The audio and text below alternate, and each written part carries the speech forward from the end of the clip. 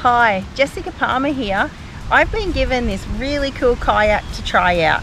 Now it's called an Oru Kayak, and I know it doesn't really look like a kayak right now. It looks like a hard plastic box. Now that is the coolest thing about it. This kayak is actually an origami kayak, so it folds up neatly into this little box.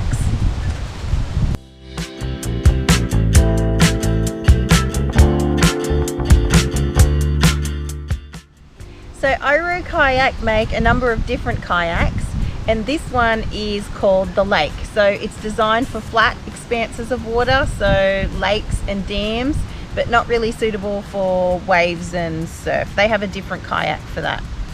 The coolest thing about this one is it's their smallest and it's their lightest design. So it actually weighs in at under 8 kilos. I can lift it up one-handed. The best thing about these is that it fits easily in either the back of your car or in like the trunk of your RV. It's made out of corrugated polypropylene, which is a really hard, durable plastic. Someone pointed out to me a little while ago that this product is actually what real estate signs are made out of. So let's see if this folding real estate sign is as easy to turn into a kayak as Oru Kayak say it is.